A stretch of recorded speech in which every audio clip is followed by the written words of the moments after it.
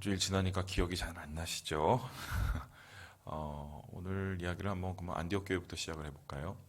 예루살렘 교회가 핍박을 받고 나서 이 성도들이 흩어지게 됩니다. 그리고 흩어지게 되는 것이 오히려 전화위복의 계기가 되어서 유대와 그리고 다른 헬라 지역 그리고 땅끝까지 이르러서 주님을 전하고 증거하는 이유가 됩니다. 그래서 이것이 계기가 되어 교회가 세워지고 그리고 우리가 너무 잘 알고 있는 안디옥 교회가 세워지는데 이 안디옥 교회는 굉장히 큰 모델이 되는 교회였습니다. 예루살렘 교회가 교회의 출발이라면 안디옥 교회는 부흥하는 교회의 대표적인 모습이라고 할 수 있는데 이 교회의 가장 큰 특징이 이방인과 유대인이 하나가 되었다는 것입니다. 그 전에는 유대인 중심의 예배, 유대인 중심의 공동체였어요.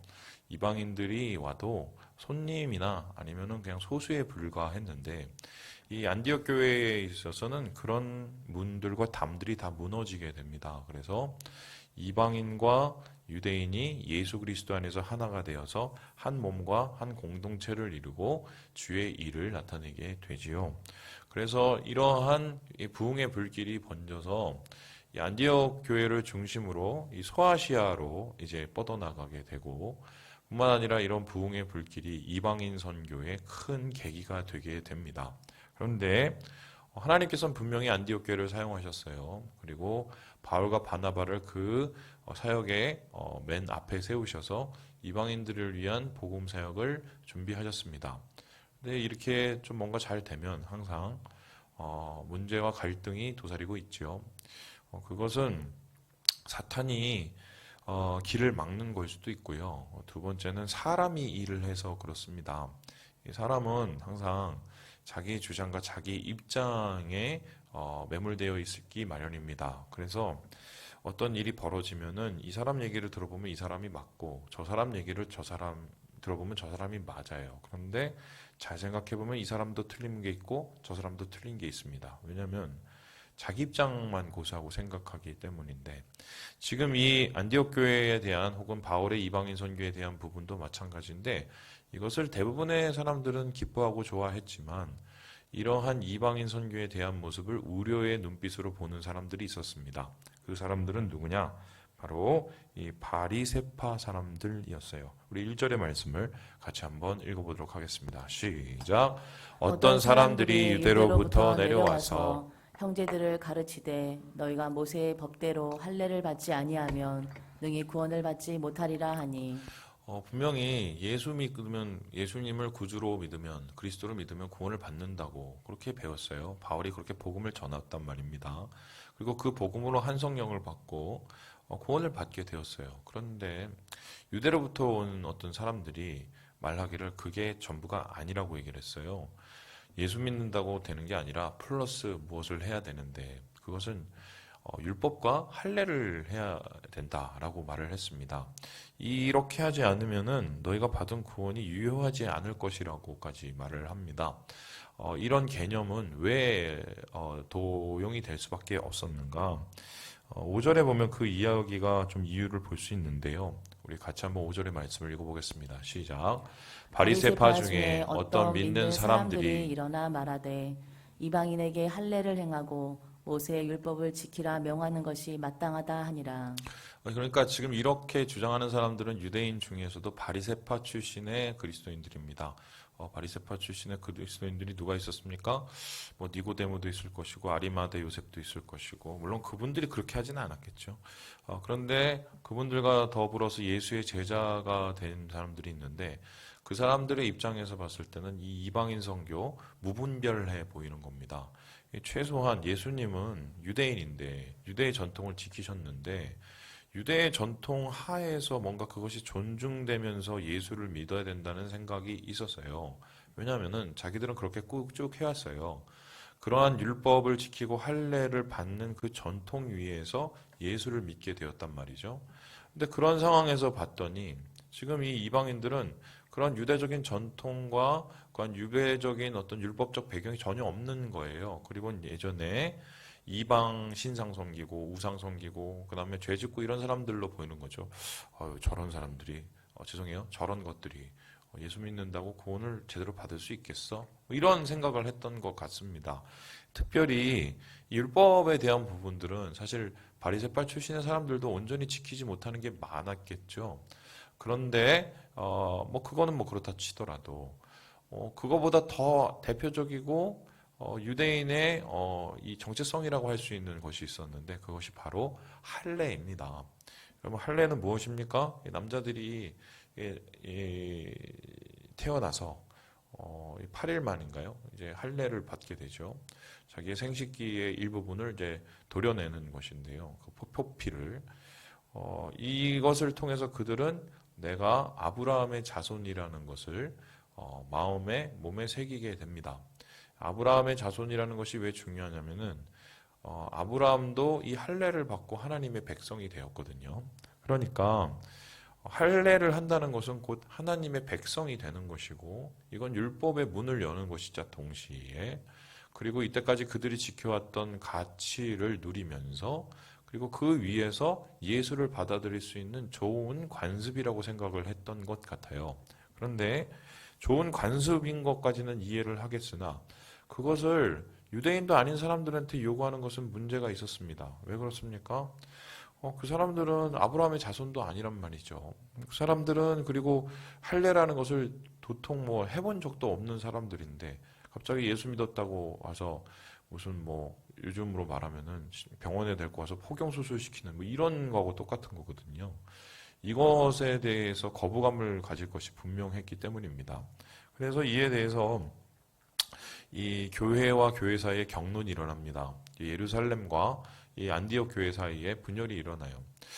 예루살렘 교회에서 보기에는 거긴 이방인이 별로 없으니까 이게 당연한 것으로 여겨지는데 안디옥 교회에서 보면은 이것을 이방인에게 요구하면 교회에 잘못하면 큰 더 분열이 일어날 수 있는 상황이거든요.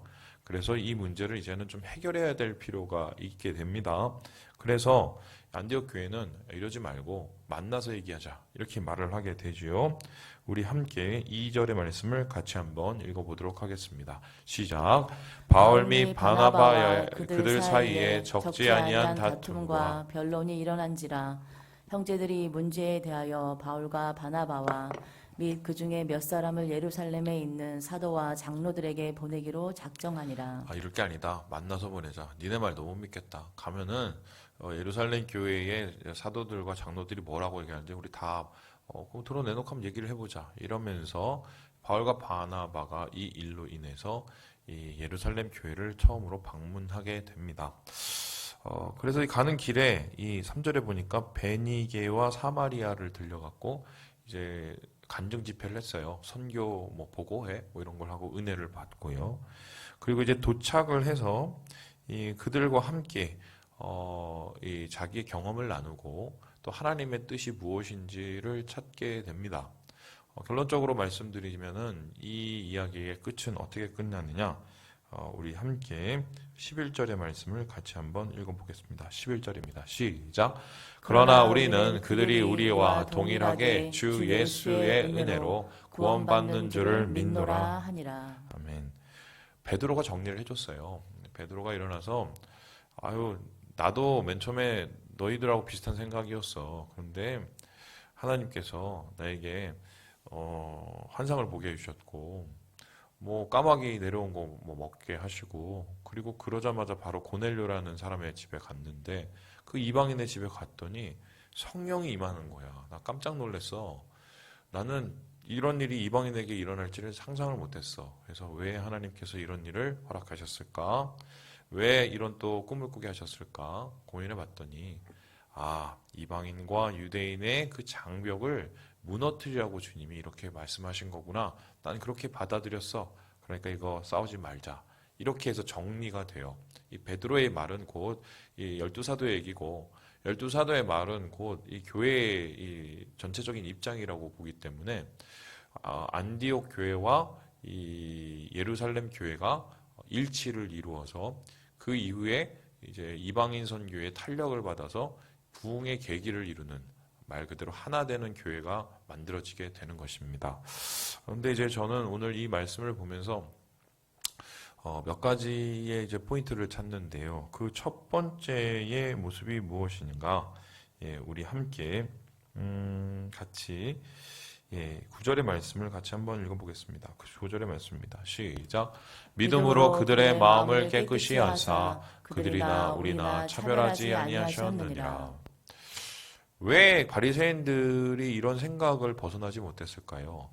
그들의 관습과 관례에 묶여 있기 때문인데요. 여러분 생각을 해보세요. 관습이라는 것은 무엇입니까? 나쁜 건가요? 관습은 나쁜 게 아닙니다. 좋은 겁니다. 관례가 나쁜 건가요? 관례는 나쁜 게 아닙니다. 좋은 겁니다. 왜 그런가요? 관례와 관습이라는 것은 이 자기들의 경험에 의해서 세워지는 거예요. 뭔가의 목표가 있고 뭔가를 지키기 위해서 특별히 하나님이 말씀하시는 이 복음 또 주님께서 주시는 우리에 대한 이 복의 이야기 그리고 믿음, 뭐 신앙, 뭐 이런 걸 지키기 위해서 뭐 이런저런 일을 하다 보니까 이런저런 시스템도 만들어지고 이런저런 관습과 관례들도 만들어진 거예요. 그러니까 관례와 관습은 그 중심에 있는 이 본질을 지키기 위한 일종의 이 준비 작업이자 그리고 그 행동 방식이죠. 이것 자체가 잘못이 된 게 아니에요. 그런데 문제가 뭐냐면 관례와 관습이 본질을 방해할 때예요.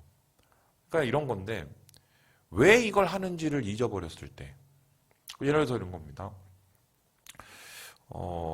교회 갈 때는 꼭 깨끗한 옷을 입고 좀 좋은 옷을 입고 가 이렇게 얘기를 했어요. 그리고 예배를 드릴 때는 새 돈으로 하나님 앞에 드리고 그리고 할 수 있으면 다리미로 좀 다려 뭐 이런 걸 했어요.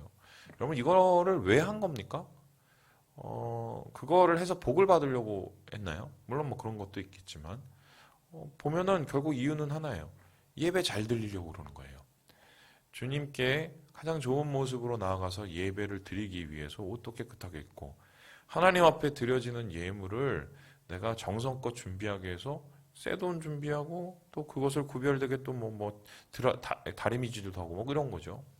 그러니까 그러한 행동들 자체가 비난을 받는 게 문제가 될 수 없죠. 그 이유를 알면 돼요. 그러면 할례를 왜 해야 됩니까?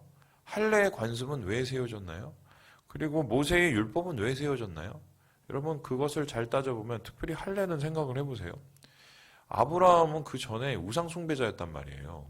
그리고 본토와 친척과 아비집을 떠나서 알지 못하는 하나님에 이끌려 가나안에 왔을 때 비로소 하나님을 가까이 만나게 되고요. 그 우상 숭배자였던 아브라함이 어떻게 됩니까? 하나님의 은혜를 누려서 백성이 돼요. 그 은혜를 누려서 백성이 되는 그 증표가 바로 할례였단 말입니다. 그러니까 할례는 어떤 의미냐면은 하나님이 아브라함을 사랑하셔서 아브라함이 값이 안 되는데 이 값이 안 되는 이 아브라함을 하나님의 백성으로 인정해 주시는 과정이에요. 그 인정해 주시는 과정 속에선 은혜가 작용을 했지요. 그래서 할례를 딱 아브라함이 생각하면 이렇게 생각했을 겁니다. 주제도 안 되고 참 뭣도 안 되는 나를 하나님이 주의 백성으로 삼아 주셨지. 나에게 이런 증표를 주셨지. 얼마나 감사하냐. 감사의 제목이죠. 그런데 그 이후에 이 할례는 어떤 것이 됐습니까? 할례를 해야 아브라함 자손이야. 할례 안 하면 아브라함 자손 아니야. 그리고 할례를 해야 뭔가 하나님 백성 되는 거야. 이게 은혜가 아니라 자격이 돼버리는 거예요. 그리고 은혜가 아니라 뭐예요? 자기 의의가 돼버리는 거예요. 그러면 본질을 가려버리게 되죠. 본질을 관습과 관례가 떠뜨리게 되죠. 그러면 이런 관례와 관습은 바로잡는 게 옳아요. 그런 의미에서 할례는 지금 이미 너무 많이 나가버린 거고 은혜를 나타내는 증표가 사람을 차별하고 사람을 어떻게 보면 지금 옥죄는 사람을 괴롭히는 이유가 돼버리는 거예요. 방식이. 그래서 이러한 이 할례의 개념을 우리는 지키되 우리 유대인들은 지키되 저 이방인들에게 그것을 강요할 필요는 없지 않느냐. 그래서 은혜다. 복음은 은혜고 예수 그리스도를 믿는 것도 은혜고 구원을 받는 것도 은혜다. 이 은혜를 해칠 만한 그 이상의 개념은 없다. 할례 안 받는다고 구원 못 받았다고 얘기하는 것은 이건 복음이 아니다. 라고 단적으로 얘기할 수 있는 것이랍니다. 그리고 율법에도 마찬가지예요. 율법을 왜 모세가 얻었습니까? 깜이 안 되는 이스라엘 백성에게 모세를 통해 율법을 주신 건요, 그들을 하나님의 백성이 되고 거룩한 백성이 되게 하시기 위해서였어요. 그러니까 율법이라는 것은 사실은 너 이거 지키나 안 지키나 한번 볼 거야. 그러니까 안 지키면 너 알아서 해. 너는 그냥 가만히 안 둬. 이거 해주려고 율법이 생긴 게 아니에요. 율법을 통해서 하나님이 원하시는 것을 가르치시고 그 율법을 행했을 때 하나님의 축복을 받는 그 비결과 방법을 알게 하기 위해서 이 율법을 주신 거란 말입니다. 그러면 율법은 정확하게 말하면 축복의 통로요, 하나님의 거룩으로 나아가는 발걸음이죠. 근데 그러한 율법을 오히려 사람을 구속하고 옥죄고 사람을 저주하는 이 이유로 삼아 버리게 된다는 것은 본질을 가려진 관례와 간습이 되어버리죠. 그래서 오늘 이 바울은 그 얘기를 하는 거예요. 그리고 바나바도 그 얘기를 하는 거예요. 베드로도 깨닫고 그 얘기를 하는 거예요. 은혜 위에 복음이 세워지고 이 복음은 주님의 축복이며 우리에게 주신 하나님의 사랑이라고. 이것 때문에 예수 그리스도께서 십자가에 못 박히셨는데 이것을 오히려 반대로 역행하는 말과 행동을 한다면 이건 교회를 나누게 하는 것이다. 간혹 보면은 제가 겪었던 몇몇 분 중에 그런 분이 있었어요. 처음에 신앙을 가질 때 그 교회에서 뭔가를 배우신 거예요. 그때는 아마 이분이 초짜였겠죠. 그리고 그러한 관습과 관례 속에서 신앙이 성장한 건 사실이에요. 그런데 관습과 관례를 통해서 신앙이 성장해야 될 때도 있지만 그 관습과 관례에 갇혀버릴 때가 있거든요. 그 관례에 갇혀버릴 때가 뭡니까?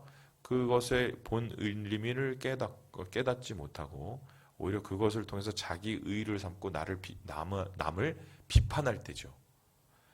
이런 분을 제가 몇 분 봤어요. 목사님 이거는 이렇게 해야 되는 건데요. 목사님 전에는 다 이렇게 했어요. 그게 맞는 얘기도 되는데 틀린 얘기도 돼요. 여러분, 저는 그런 게 없겠어요? 제가 생각할 때 저의 기준에 이건 맞고 틀리고 이런 게 없겠어요. 저는 근데 우리 교회 와서 그런 거 정말 많이 버렸거든요. 그 이유는 뭔지 아십니까? 본질을 해치는 거면 전 목숨을 걸고 지켜요. 근데 본질을 해치지 않고 그리고 사람들에게 복의 통로가 될 수가 있다면 저는 어떤 것이든 내려놓을 준비가 돼 있거든요.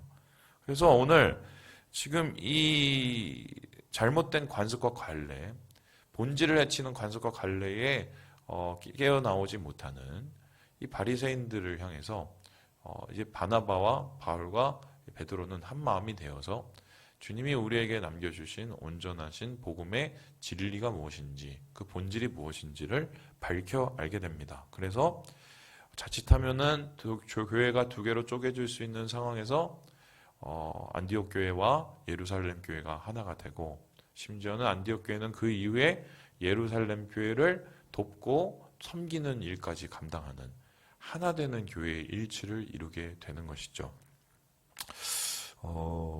그런 것 같아요. 마음이 열려 있어야 돼요. 열려 있어야 돼요.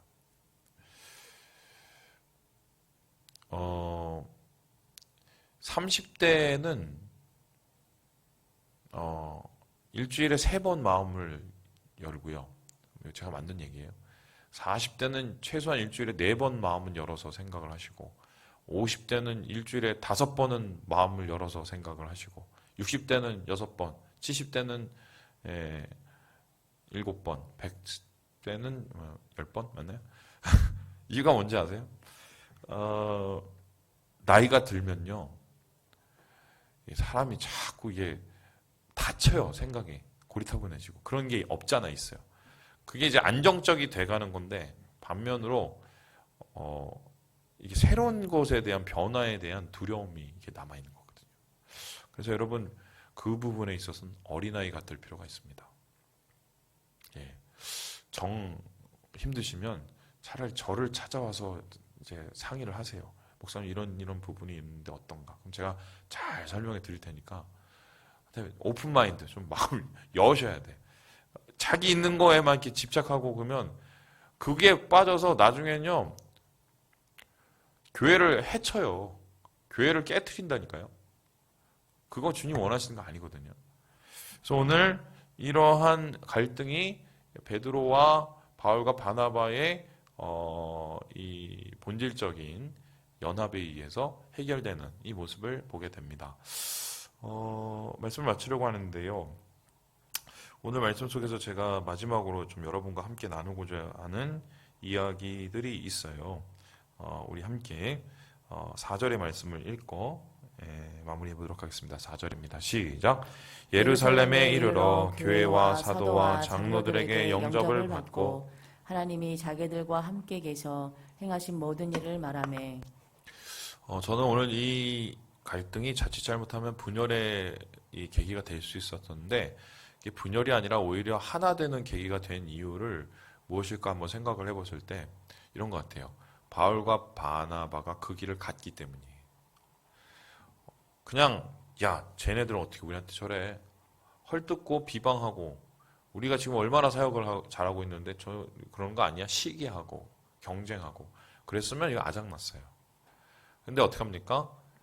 일단은 하고 싶은 말은 많으나 덮어요. 직접 얼굴을 보고 얘기를 해요. 마음을 열어서 그 사람의 얘기를 들어요. 왜 이렇게 하신 거예요? 그리고 자기의 솔직한 얘기를 나눠요. 저는 이런 생각이었는데요. 그리고 뭐합니까? 함께 하나님의 마음을 구해요. 성령님이 원하시는 것이 무엇인지 구해요. 그리고 그 구하는 그 과정은 하나님께서 일치를 주실 때까지 떠나지 않고요. 그리고 일치를 주시는 그때 하나님의 뜻에 같이 순종하게 되는. 제가 신앙 성장만 할 때 항상 그 얘기가 있어요. 뭔지 기억하세요? 교회는 안 싸우는 곳이 아니라 싸우는 곳인데 싸우는 방식이 세상의 방식과 다르다. 뭐 어떻게 싸우라고 말씀드렸습니까? 문 닫고 싸워라. 하나 될 때까지. 문을 열고 뛰쳐나가는 순간 자기도 망하고 교회도 망해요. 문 닫고 싸워야 돼요. 서로를 존중하고 듣고 하나님의 뜻을 구하면서 오늘 그러한 이 서로에 대한 오픈 마인드가 교회를 살립니다. 말씀 마칩니다. 우리 교회 참 아픔이 많았죠. 근데 하나님 은혜로 참 이때까지 잘 버텨왔습니다. 저도 실수를 많이 했는데 하나님은 정말 위대하신 분이세요. 그러면서 참 배웠습니다. 교회를 얼마나 하나님이 사랑하시고 또 그만큼 우리가 교회에 대한 사랑과 신뢰하는 신실한 충성을 우리가 버리지 않아야 된다는 것을 제가 정말 톡톡히 경험하고 느꼈습니다. 우리 사랑하는 우리 3일 가족 여러분도 꼭 그러셔요. 그럼 복 받습니다. 예, 저도 지금 복 받고 있어요. 예, 얼굴 보세요. 복 받아 보이죠? 예, 예, 죄송합니다.